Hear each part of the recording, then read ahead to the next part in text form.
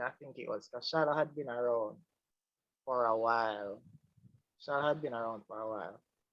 So around 2016, I started having some problems, some problems with my faith.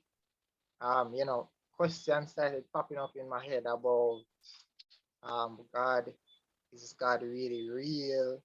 All of that. So it was a, I guess you, for you, you'd call you call it what, a meltdown. Meltdown, yeah. I would call my thing the reckoning. The record, because for me it was a serious period of reckoning. It was like, it's like me there trying to figure out in my mind, like, if all of this makes sense. Right. Because me as a man, let me tell you, me as a man, I'm very, I guess you can say I'm not very faith-based. I Okay. like see things, I like to touch things.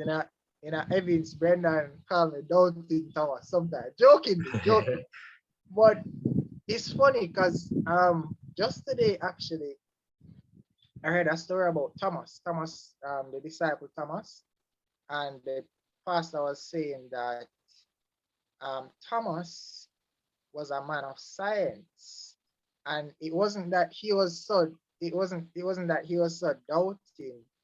It was that he needed, it's like he needed proof. It wasn't even proof, he needed affirmation to say, because he was the one that said that I want to see, until I see the hand marks in your hand, and until I see the hand marks, the nail marks, nail Yeah. marks, hand and foot, Uh-huh. and I believe he was the one that said that.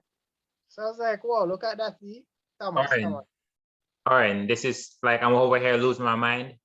So Mhm. today, because I play at a Sunday church, today the pastor spoke on just that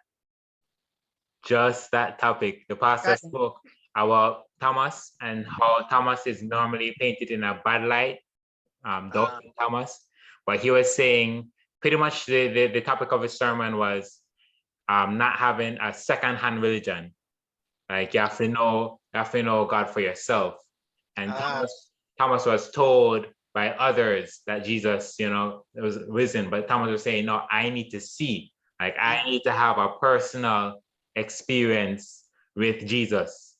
So it's Right. just crazy that this came up when I'm just coming from the service just today, where the pastor spoke on that. Like, Man. So yeah, man. So it's funny that you said that, because it was exactly the same for me. Like everybody, I always hear like stories, people say how them encountered Jesus, or how them know that God is real. But me, I never had that ever. And it wasn't as if I necessarily like wanted a story, because to be honest, the way it happened, me never really want a story. Never really want a story, because it did more turn into a problem or a catastrophe, as we said, reckoning. But I ended up having a story. So where was I? What happened? So around that time, all the questions started popping up. Um, what is this whole concept of God? And there were some key things like I'm trying to remember them now. I remember them earlier now, but I remember. But if I don't remember them, I'm not gonna try to stress me. But there were some like issues like, what is right? What is really right? Is this really right? Is this really wrong? Does God really care if you do this? And stuff like that. The origins of the universe. Because a lot of people don't, I don't know if a lot of people don't think about this. This is just me speculating.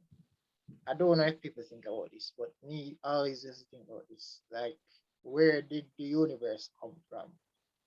Where did God come? The chicken and the egg, that whole thing. mm-hmm. So around that time, those questions started popping up for me. And it came to a point that it seemed more like it was a no for me. You see, like how people say for me, it was more of a no. What That was I I know? that God is not real. Okay. All of like Christianity, Seventh-day Adventist is a fake, is a sham. It got to the point where I started saying, like, look at all these people, look at them, look at them, you know, what they're doing. Like seriously, that's where it got to for me. So Let me ask you, what made you, if you can tell, what made you lean to that side? If you know. Okay. I think at that time I was the music director at NCO Church, and some things I'm not gonna go into details, but some things came up, like because I used to be in the board meetings and everything.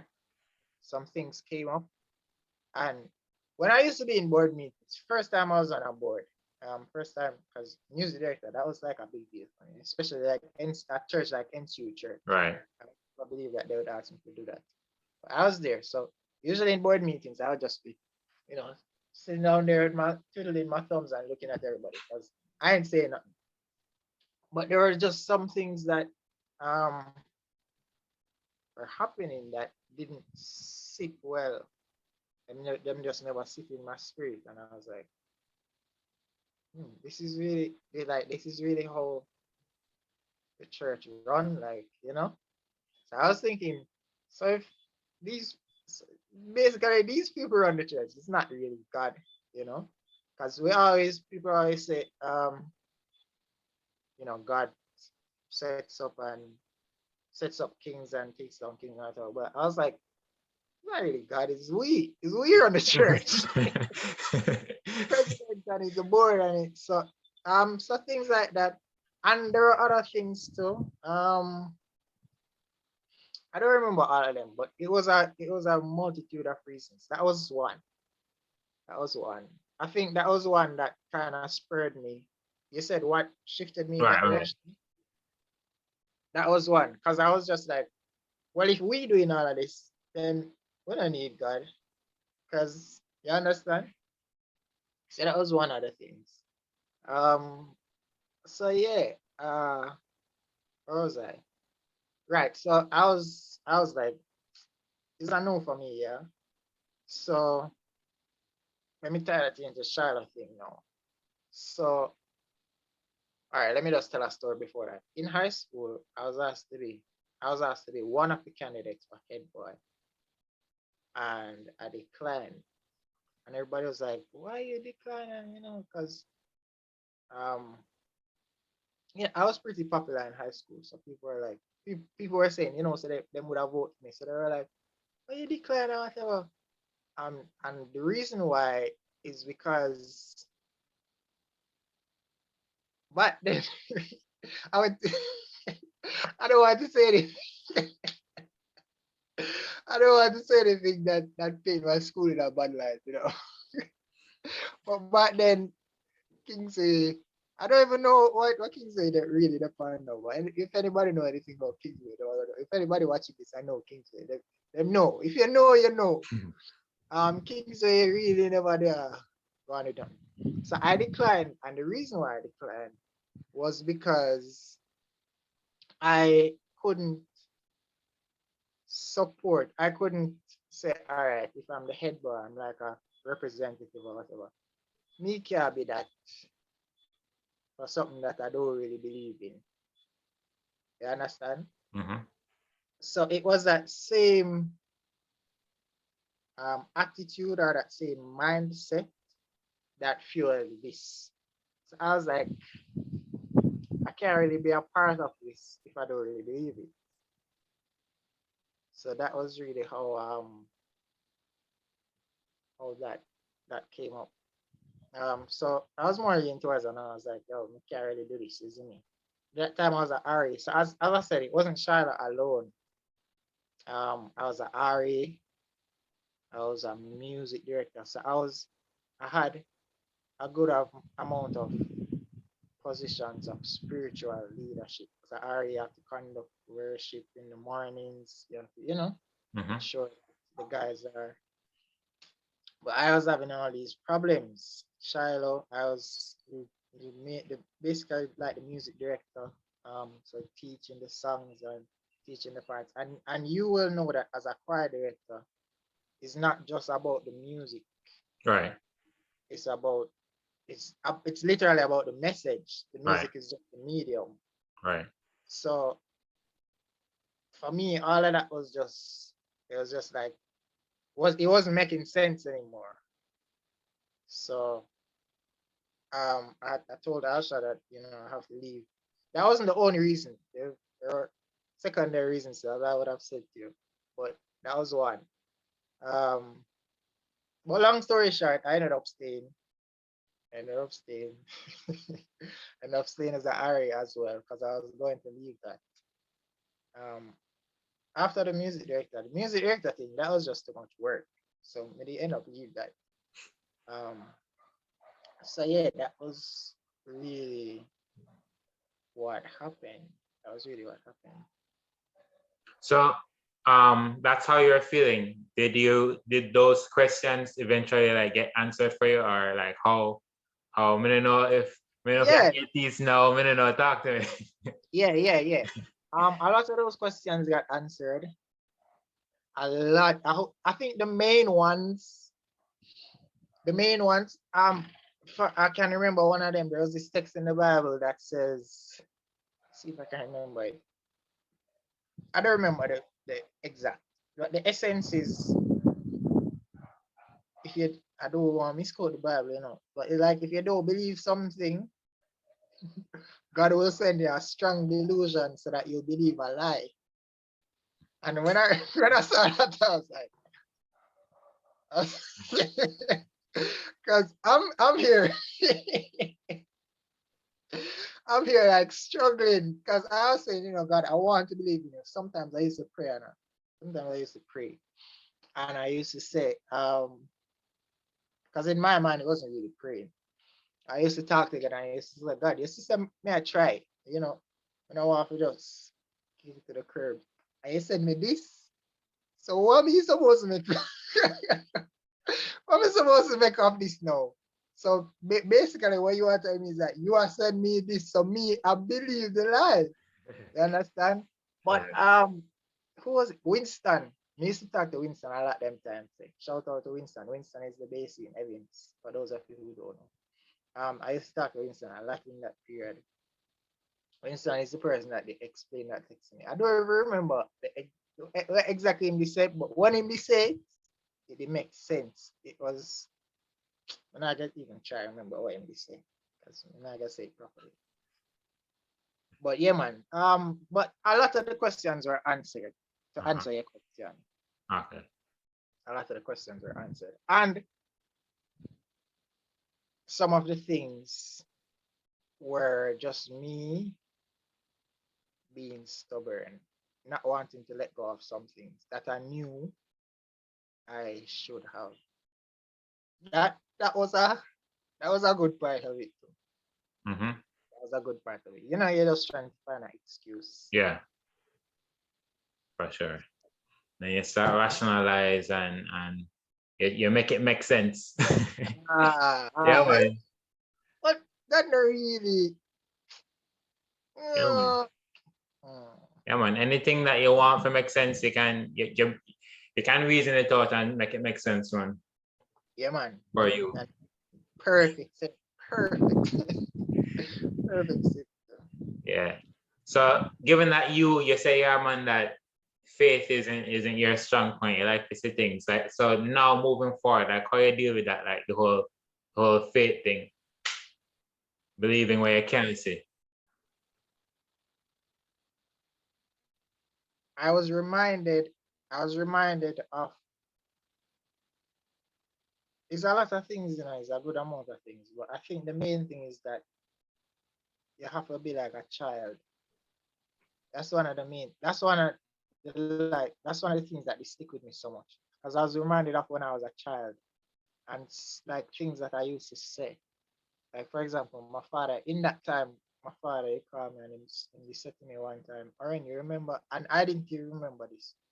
Oren, you remember one time you couldn't walk? I couldn't walk in, I don't remember if it was prep school or high school. It was either late prep school or early high school, somewhere around that, like grade 6 or grade 5 or grade 7. I couldn't walk, and I don't know why. The doctors don't know. Up to this day, I still don't know why I couldn't walk. I couldn't. I got up. Huh? Explain that. Like you couldn't move your feet or what? I got up in the middle of the night. I probably went to use the bathroom and I just fell on the ground. I couldn't walk. I don't like I lost complete control of my feet, of like my lower half. I just couldn't walk. Yeah, man, couldn't walk. So it was my father who reminded me that in that time, during that period, because I didn't even remember this, I said to that, like my parents, my mom is a crier. Anybody knows my mom? My mom is a crier. So my mom was crying and thing. My father there trying to be strong. And he said to me, Oren, you were so calm. And you said to us that we shouldn't worry because an angel told you, Oren, that you'd walk again. So you don't need to worry. And I was just calm. So I was there in the hospital. I still couldn't walk. I was in the hospital bed. I was admitted to KPH. Couldn't walk, but I was calm. Because an angel told me that I would walk again, and I believed it. So, and I mean, I'm walking. So.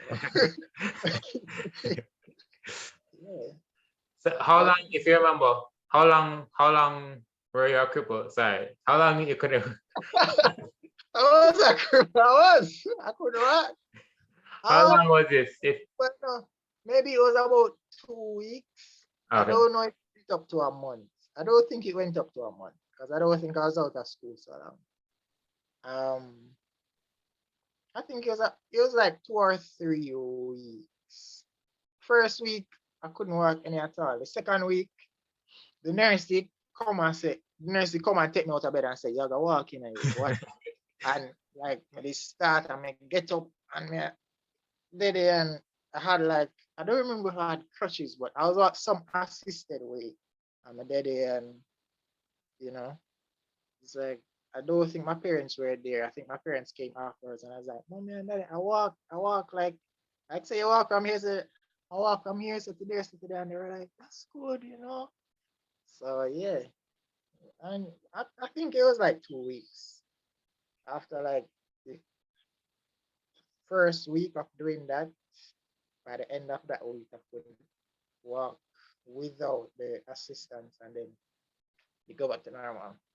Up to this day, I still don't know what happened. Wow, that's crazy.